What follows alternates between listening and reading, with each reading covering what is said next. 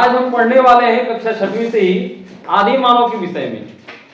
आदि मानव, आदि का मतलब होता है पहले, और मानव मनुष्य को कहा गया है, यानी पहले के मनुष्य के बारे में हम लोग पढ़ेंगे।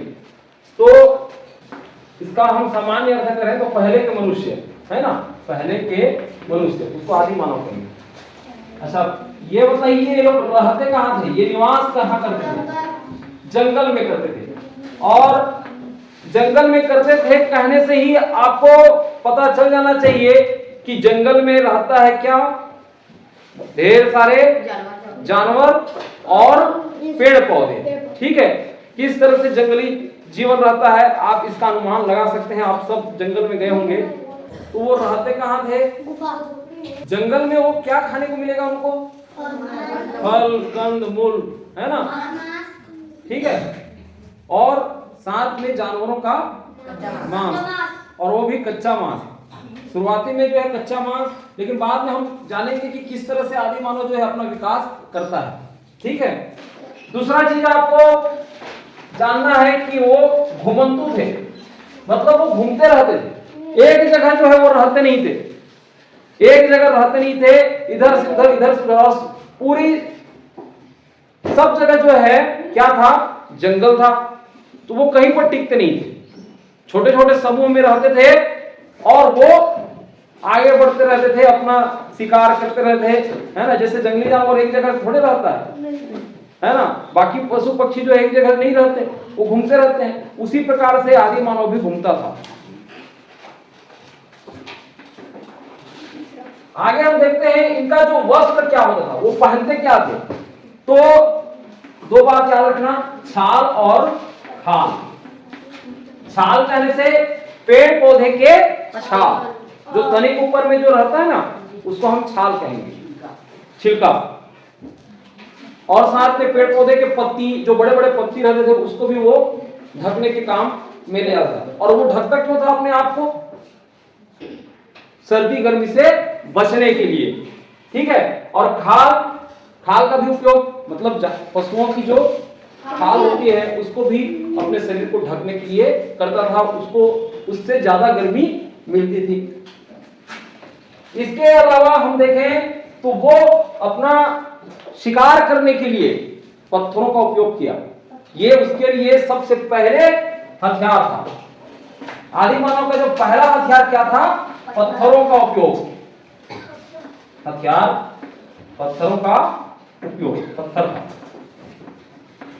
और कैसे पत्थरों का उपयोग लेना शुरू किया उसने? अपने जरूरतों के हिसाब से। जैसे नुकीले पत्थर का उपयोग जानवरों को शिकार करने के लिए। ठीक है, अलग अलग आकृति के पत्थर होते हैं जिससे वो अपनी सुविधा अनुसार वो काम लेता था। जैसे ठोकना रहा तो हथौड़े जैसा पत्थर का उपयोग कर लिया। ठीक है, बाद में तो उसने पत्थर को लकड़ी से बांध करके हथौड़ा जैसी आकृति बना करके भी उपयोग किया।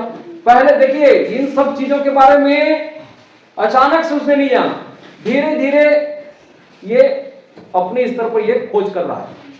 ठीक, पत्थर से आपका हथौड़ा, कुल्हाड़ी, बसूले, ये इस प्रकार से हथियार बनाता था। बाद में उसने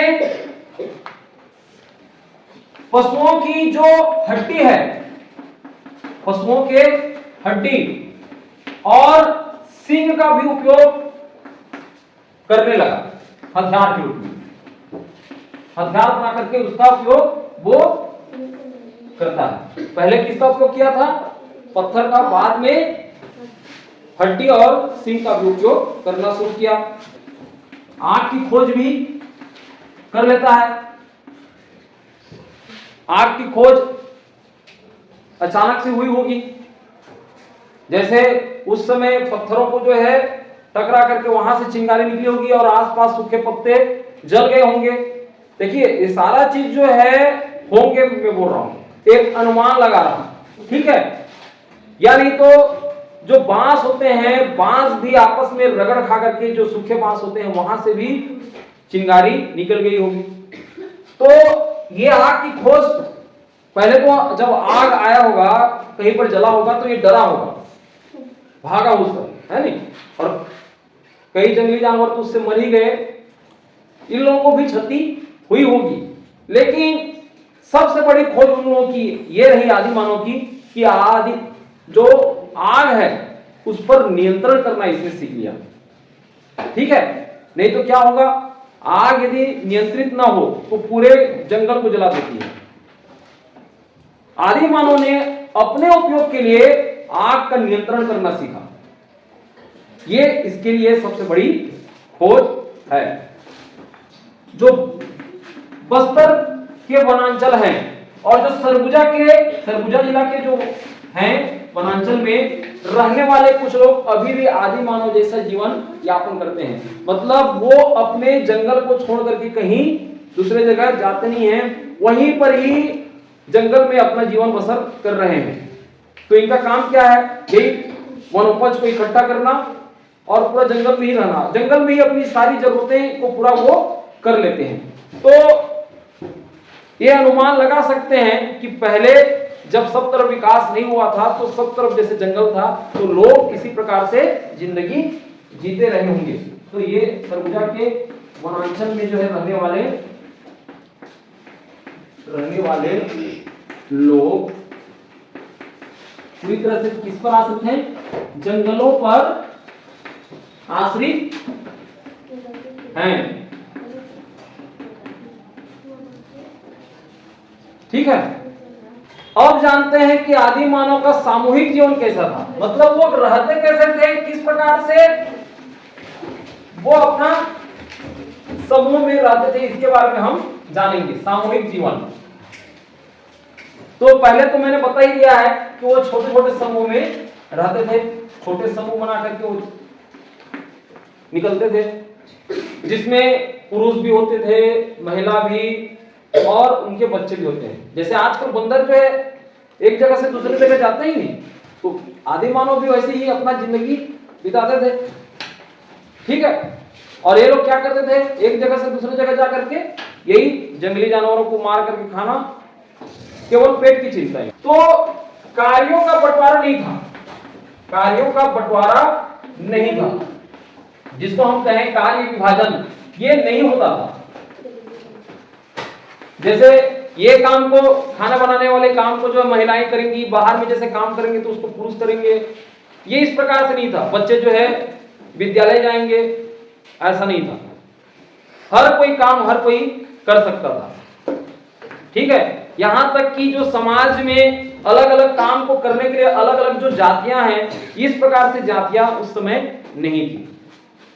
इसके अलावा हम देखें तो कोई अमीर गरीब भी नहीं था, अमीर गरीब नहीं था। और अमीर गरीब का जो निर्धारण है वो किस पर होता है, वो ये होता है कि किसके पास जमीन कितनी है, किसके पास साधन कितने हैं, किसके पास रुपया पैसा ज्यादा है। तो जिसके पास ये सब रहे तो वो अमीर कहलाता है, और जिसके पास इसकी कमी रहे, अभाव रहे, तो वो फिर गरीब कहलाता है। तो उस समय ऐसा नहीं था, उस समय तो सब घूमते थे, कोई जगह जो है किसी का नहीं था, ना ही घर थे उनके, तो ऐसे में कोई अमीर गरीब का सवाल ही नहीं उठता। तो इन लोगों का जो धर्म था, इन लोगों का जो पूजा पाठ था, वो प्रकृति को लेकर के था।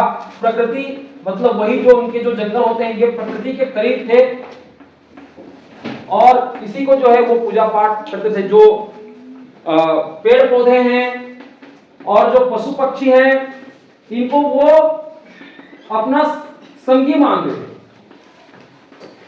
संगी मानते थे मतलब अपना मित्र मानते थे। वो देवताओं पर भी विश्वास इनका था। है जो चीज मिले हुए हैं, जो अवशेष मिले हुए हैं, उनकी बात हो रही है। गहरे लाल रंग से बनाया गया था, गहरे लाल रंग का चित्र था। इसके अलावा उसने सीढ़ीनुमा आकृति का चित्र बनाया था, सीढ़ीनुमा, जैसे इस प्रकार से सीढ़ी बनाया हुआ था। ठीक है, और पशुओं को शिकार करते हुए भी उसने बनाया हुआ था। आप अपने पुस्तक में देखे होंगे, इस प्रकार के चित्र का उल्लेख मिला है। ठीक है, आप वहां से इस चीज को आप देख सकते हैं। पहला विकास है उसने आग पर नियंत्रण, जिसके बारे में मैंने पहले भी चर्चा कर दिया था। आग पर नियंत्रण करना यह बताता है कि आदि मानव अब धीरे धीरे विकास की यात्रा शुरू कर रहा है। ठीक है, बाद में उसने जब चाहे तब जो है आग जलाना शुरू कर लिया। ठीक है, दूसरा है रास्ते की खोज।